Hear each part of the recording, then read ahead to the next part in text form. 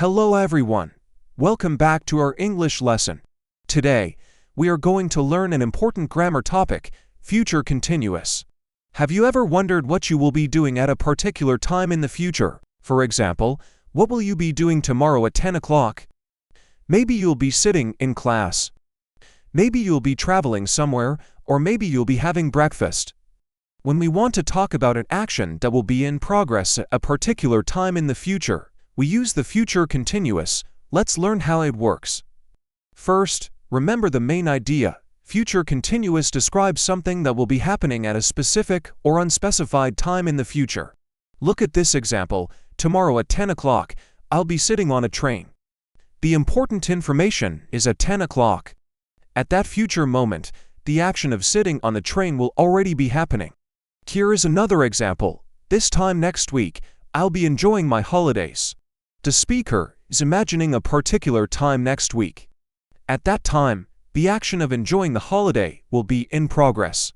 Now, let's learn the structure. The formula is subject plus will be plus verb ending in ing. For example, I will be studying. She will be working. They will be playing. Let's break one sentence down. I will be studying. I is the subject. Will be is the future continuous form, and studying is the main verb with ing. So remember, will be plus verb ing. That is the key structure of the future continuous. In everyday English, we often use contractions.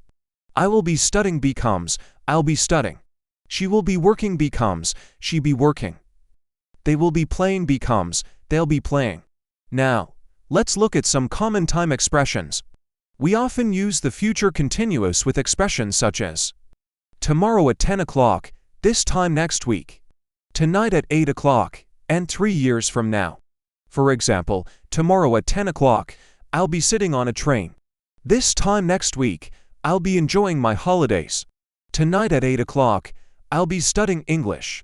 And 3 years from now, I'll be working. Notice something important.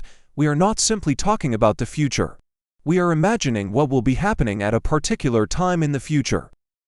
Now, let's learn how to ask questions. The structure is what plus will plus subject plus be plus verb ending in ing. For example, what will you be doing 3 years from now?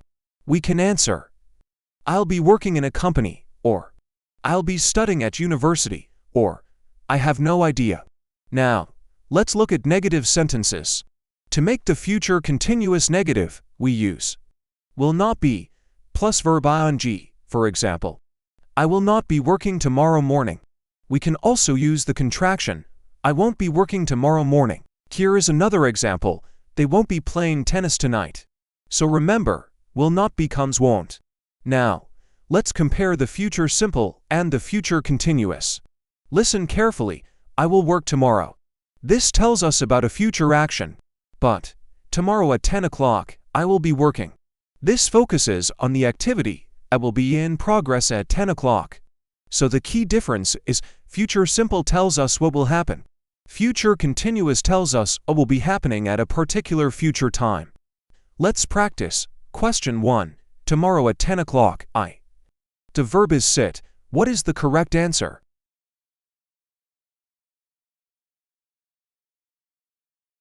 I'll be sitting on a train. Excellent. Question 2. This time next week, you ... The verb is enjoy. The answer is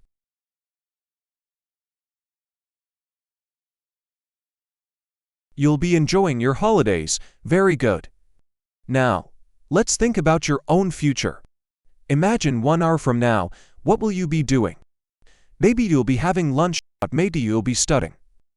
Maybe you'll be traveling home. Now think about 8 o'clock tonight. What will you be doing? You could say, I'll be watching television, or I'll be studying. Now think about this time next week. What will you be doing?